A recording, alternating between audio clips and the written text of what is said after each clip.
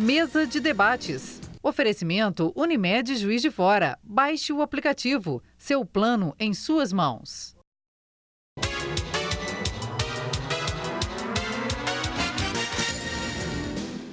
Olá, está começando mais uma mesa de debates aqui na TVE de Juiz de Fora. Eu sou José Roberto Abramo e nós vamos estar juntos em todos os programas daqui para frente. Nas redes sociais existem diversos números e indicadores que podem confundir até mesmo experientes profissionais. Há o perigo de nos prendermos em métricas da vaidade, ao contrário daquelas que realmente importam. Bom, nós estamos aqui com o nosso entrevistado de hoje, que é o Bruno Fonseca, e o nosso debatedor, que é o Cristiano Moreira, certo? Cristiano, fala pra gente aí o que você espera da entrevista com o nosso caro e querido Bruno, que vai falar sobre métricas da vaidade. Bom, queria cumprimentar todo mundo que está nos assistindo, né? É um prazer estar aqui com você, José Roberto, estreando aqui nesse programa aqui da mesa, né? O Bruno também, já conheço de outras datas, né? E vai ser um prazer enorme a gente conversar sobre esse assunto. Bacana. Bruno, e aí, primeiro, o que é métrica, né, da vaidade? O que é isso? Métricas de vaidade, vamos lá. Métricas de vaidade é um conceito que surgiu agora nessa era digital, né? A partir do momento que a gente começou a perceber alguns movimentos no mercado que eram movimentos enganosos em termos de redes sociais, né? Em termos de números, né? Isso, exatamente. Por exemplo, alguns clientes que, por exemplo, tentavam entrar em determinada agência com o objetivo de aumentar o número de seguidores da página. Eu quero chegar a 200 mil seguidores, eu quero chegar a 300 mil seguidores. E aí quando você perguntava, mas por que você quer isso? Né? Não, é porque aí eu vou ter mais do que o meu concorrente. E quando na realidade uma rede social com muitos seguidores nem sempre quer dizer uma rede social que dá muito resultado. Essa que é a grande realidade. Então a pessoa ela não pode fazer daquilo ali uma mera vitrine, né, onde ela exibe os números da marca dela. É, né? aí que entra a palavra vaidade, né? Exatamente, porque ela não serve para nada. Ela só é uma métrica de vaidade mesmo. Ela não tem... não existe fundamentação no marketing, por exemplo, que me diga uma página de 300 mil seguidores vende mais do que uma de 30 mil. Tá. Mas olha só, existem vários tipos de páginas com vários tipos de informação. Né? Certo. Por exemplo, se o objetivo for vender, né, o nosso debatedor aqui entende bem como é que você trabalha essas coisas aí, né? Mas se o seu objetivo for vender o produto ou for abaixar um aplicativo, né? Mas existem aqueles que querem fazer, por exemplo, ensino, né? Existem aqueles que querem descortinar um determinado assunto. Aí existe uma diferença entre a métrica para um e a métrica para outro. Né? Ou a gente poderia dizer que é mais ou menos a mesma coisa. Como é que seria isso aí? Olha, existe uma diferença de métrica, sim, tá? Mas hoje em dia isso tem mudado um pouquinho, porque o conceito da publicidade em si, nesses meios digitais, ele também tem se modificado. Né? A publicidade antes ela era sempre vista como uma ferramenta em que você usava para divulgar o seu produto ou serviço. Né? Hoje, a publicidade no meio digital ela tem dois papéis bem importantes, que é informar o cliente e educar aquele cliente a consumir o seu produto, por exemplo. Seja ele qual for. Exatamente. Vou dar um exemplo aqui, como é que mudou, por exemplo, a questão da educação do brasileiro de uns tempos para cá com relação a, digamos assim, a pratos gourmetizados. Né? Ou seja, não foi da noite para o dia que, de repente, o brasileiro foi para a cozinha se aventurar. Né? Houve um processo ali de informação, de educação, que foi acontecendo pelas redes sociais, de experimentação, de mostrar, olha, quando você coloca esse ingrediente, o gosto se modifica e acontece isso. Ou seja, para que esse consumo começasse a aumentar no país, né, as pessoas procurarem, por exemplo, cursos, né, nessa área de gastronomia, você vê que os cursos estão movimentados, as escolas cresceram, as escolas de gastronomia, houve antes uma publicidade educativa. Né? Você precisou educar o gosto do brasileiro. Uma outra coisa que a gente pode citar, por exemplo, as cervejas artesanais. Por exemplo, né? O brasileiro não tinha esse hábito de consumo. Então, aos poucos, ele foi sendo educado a provar, a entender a diferença do gosto de uma, do gosto da outra. Sabe? Ele vai se aculturando, né? Há 15 anos atrás, vinho era coisa de granfino. Hoje, você conhece né, muita gente que consome vinho, que quer aprender um pouco mais de vinho. Então, a publicidade ela começou a entrar nesse patamar de informação e de educação. Ela é responsável também por educar.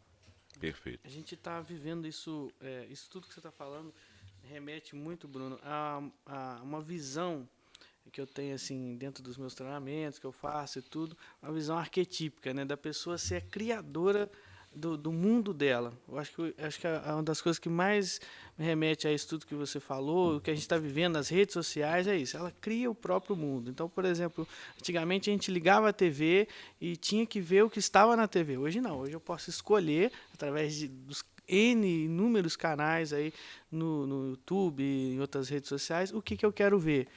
A cozinha tem a ver com criar as coisas. A cerveja artesanal, o cara está criando, ou a mulher está criando ali sua própria cerveja, diferente de comprar uma que antigamente, se a gente quisesse a cerveja, tinha que ser comprada de alguma indústria. Então, é o mundo da criação. Você acha que isso, a questão dos likes, né, que estão sendo retirados aí, atrapalha esse mundo criador assim, da pessoa? Olha, eu acho que é uma questão muito recente e assim, a gente precisa lançar a luz sobre essa questão de vários aspectos, né? A primeira coisa que eu me preocupei no momento em que essa medida foi anunciada pelo Instagram como dono de agência de publicidade que tem ali, né, alguns clientes que nos cobram um certo engajamento, né? Como é que a gente vai passar a medir isso ou não medir, né? Como é que isso vai ficar evidenciado para o público? Vamos supor, uma marca que está aí há anos batalhando, construindo o seu conteúdo, construindo sua presença digital e que cada postagem dela tinha lá 2.000 likes, por exemplo, na postagem, né? Como é que essa marca vai se sentir hoje? Porque eu não vou negar para você que quando chega uma postagem na minha timeline, se ela tem 2 curtidas ou se ela tem 2.000... faz diferença para a gente fazer uma pré-avaliação de quem está postando aquilo, o que está sendo postado, se é interessante ou não, se vale a pena entrar naquele debate ou não. Então, um tipo de prova social, né? Exatamente. Prova um tipo social, de prova social. Isso aí. Se eu pudesse escalar, fazer uma listinha de pontos negativos e positivos, talvez eu colocaria esse como um ponto negativo. O outro ponto negativo que eu destacaria seria com relação ao core assim, do Instagram. Né? O que é a força motriz do Instagram como empresa? O que me motiva? O que motiva um gerador de conteúdo, uma blogueira fitness, um cara que tem um blog de yoga, por exemplo? O que faz ele postar todos os dias? Será que essa métrica de vaidade, será que essa questão de eu tenho 5.000 curtidas e tal, será que isso não faz diferença para a pessoa?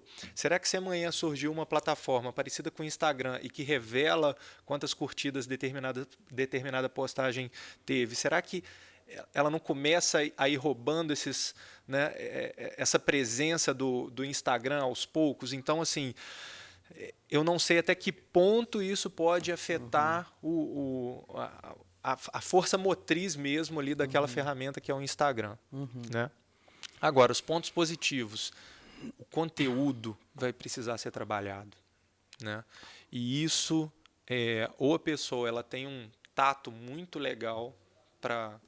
Né? Como a gente vê que tem algumas pessoas assim, não são publicitárias, não são marqueteiros, mas tratam muito bem a imagem pessoal, sabem muito bem o que é para postar e o que não é, sabem muito bem o que é salutar dividir com os seguidores dela e o que não é, o que é bacana revelar e o que não é. Então, assim, você já tem esses players já, né, ali.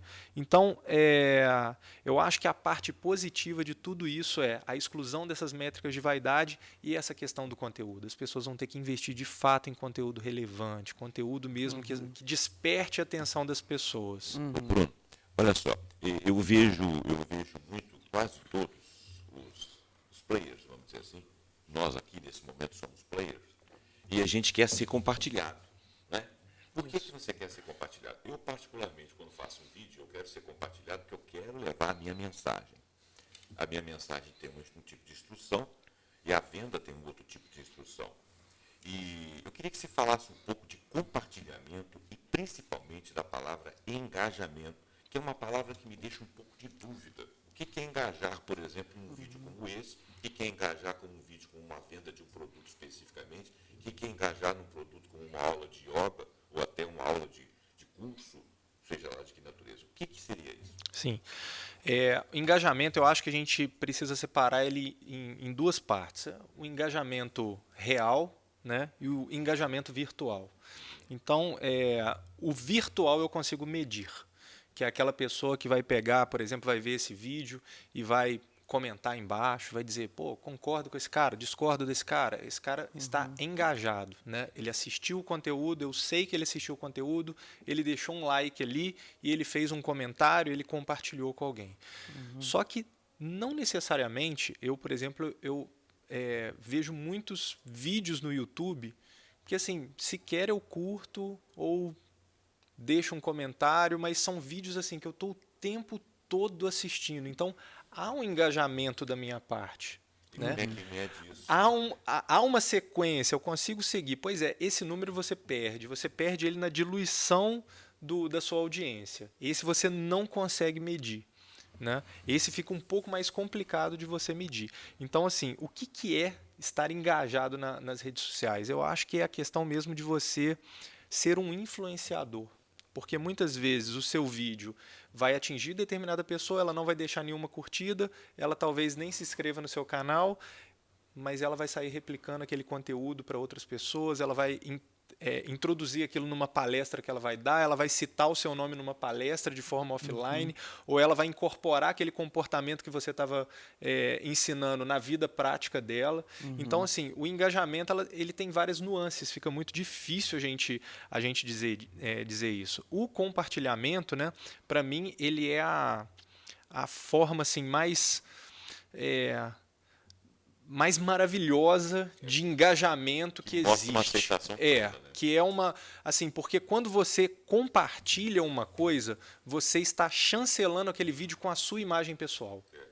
Então, referendando, né? Exatamente, você está usando a sua imagem pessoal diante ali das pessoas que te seguem para referendar, para chancelar uma coisa na qual você acredita, na qual você compartilha, na qual você traz para a sua vida, na qual você quer que as pessoas assistam também para elas levarem para a vida delas. Então, praticamente é uma recomendação, né? Exatamente, exatamente. Né? E assim, fazer um vídeo, fazer algo ser compartilhado é muito difícil. Eu sempre, o que a gente sempre coloca lá na agência, né, quando a gente vai discutir essas coisas, criem conteúdos que vocês compartilhariam. Pense num conteúdo assim, se isso aqui chegasse, beleza, fui lá, criei, eu sou o pai da criança, né? Maravilhoso. Agora, se isso aqui que você acabou de criar chegasse na sua timeline, de fato você ia compartilhar, de fato você ia comentar alguma coisa, você ia indicar para alguém, né? Então eu acho que esse que tem que ser o pensamento na hora da produção de conteúdo. Esse falso engajamento que às vezes se via como métrica, que são os likes, as curtidas, né? Eu entendo que começou, acho que foi no Face, né? No Facebook, então. Eu entendo que no início era interatividade. Era uma forma de eu falar com o outro. Olha, eu vi e gostei do que você postou. Mas hoje virou tipo uma métrica de engajamento, porém uma métrica que pode ser falsificada, né? Eu acho que ela é falsa. Por exemplo, é até chato falar isso, mas quantas vezes você não passa por um vídeo de um conhecido seu, sem tempo, e por deferência você dá um like? Você não prestou atenção, entendeu? E é o contrário, igual o Bruno falou, você vê vídeos ótimos, maravilhosos. Eu mesmo já vi uns 2 hoje, eu praticamente vejo internet direto. A minha TV fica ligada no YouTube. Por exemplo, em outras redes. Mas então, assim, às vezes eu nem parei para deixar o like, entendeu? Mas eu vi o vídeo, gostei do vídeo e pretendo ver outros vídeos daquele canal, por exemplo. Eu acho que é mais ou menos isso que está acontecendo, né? Hoje, essa falsa métrica do like, às vezes deixa uns conteúdos excelentes, às vezes num hype baixo, enquanto outros aí que às vezes o conteúdo não é tão bom, mas tá cheio de like e tudo, que às vezes não sei se vale a pena falar, mais comprado às vezes. Entendeu? E aí então surge essa falsa métrica, né, do like. Foi até bom você ter dito isso, porque me lembrou de um outro ponto positivo, que são as pessoas que compram like. Tem né? gente que compra like. Tem gente que compra like. E essa queda e esse tombo que o Instagram deu nessas pessoas aí vai servir para acabar com essa indústria, que assim, na boa, é uma indústria de vaidade. Seguidores, né? Sim. Tem também. A gente já está caminhando para o final do nosso programa e a conversa está muito boa, a gente podia ficar o dia inteiro aqui. Eu queria que você falasse, para nós finalizarmos, taxa de rejeição. Porque é uma coisa que eu li lá no seu script, né? A gente se conhece, se acompanha, e eu não entendi. A taxa de rejeição, como é que você mede a taxa de rejeição? Como é que é isso? Sim, a taxa de rejeição ela é uma métrica do Google, né? Do Google? Isso, ela é uma métrica normalmente atrelada ao Google, né?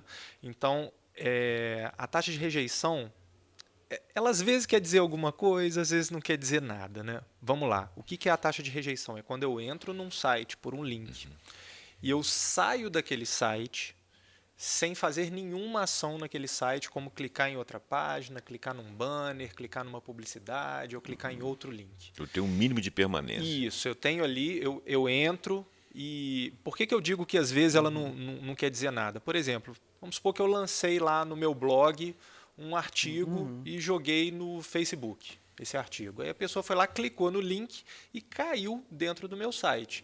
E ela leu o artigo inteiro. Só que chegou no final, ao invés dela clicar em um outro material, ela saiu do site. O Google entende isso como uma taxa de rejeição. Só que essa pessoa, ela atingiu o objetivo que eu queria que ela atingisse. Ela leu Mas ele vê isso como não captura. Como uma não captura, exatamente. Então é relativa essa taxa. Exatamente. Ela é uma taxa, assim, você tem que saber medir. Assim, é bom você saber explicar para o cliente, porque às vezes o cliente tem lá uma taxa de rejeição de 80%. E, nossa, mas eu contratei essa agência aqui e essa taxa de rejeição não desce.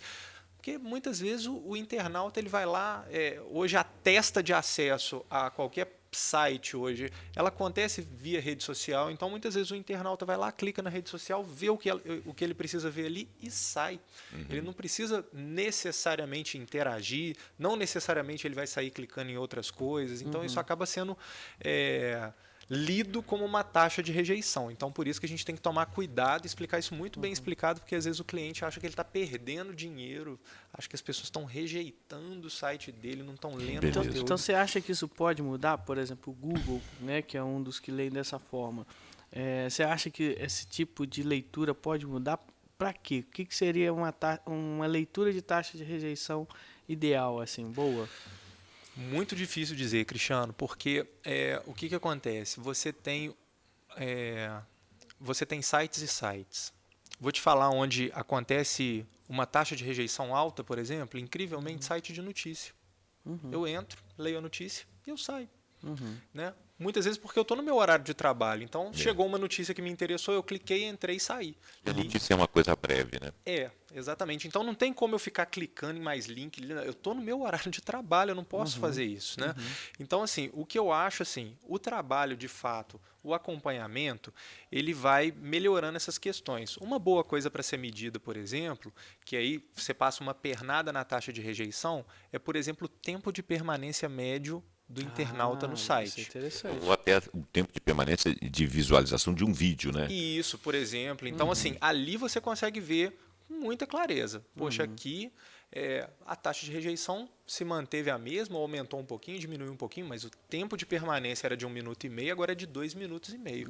Ou seja, 2 minutos e meio é o tempo que você gasta lendo uma matéria de porte um pouco médio, assim. Né? Então, você sabe que aquele internauta, de uma forma média, ele tem lido todas as suas matérias, todos os seus materiais. Gente, o nosso programa está ótimo, né? Já percebi que vocês têm uma sinergia intensa. Né? Eu queria até falar com os nossos telespectadores, né, os nossos internautas, que se eles quiserem conhecer mais profundamente o nosso amigo Bruno, ele pode vir aqui, né, na sede do Circon. Isso, exatamente. Ir na agência dele e tentar entender o que está acontecendo com o seu programa, com o que você estiver vendendo, o seu site, o que você estiver fazendo. E a gente vai terminar, vou agradecer ao Bruno pelo comparecimento, foi muito esclarecedor. O Bruno vai voltar aqui outras vezes. Vou agradecer também o Cristiano também é da área, é um cara aí motivador aí, está sempre me motivando, assisto todas as palestras dele e agradeço vocês por estarem aqui e agradeço estar com esses dois. E eu gostaria de agradecer pela sua audiência e eu vou aproveitar para te convidar a curtir, comentar, ativar o sininho das notificações para que você seja sempre avisado quando tiver um vídeo novo. E até o próximo vídeo.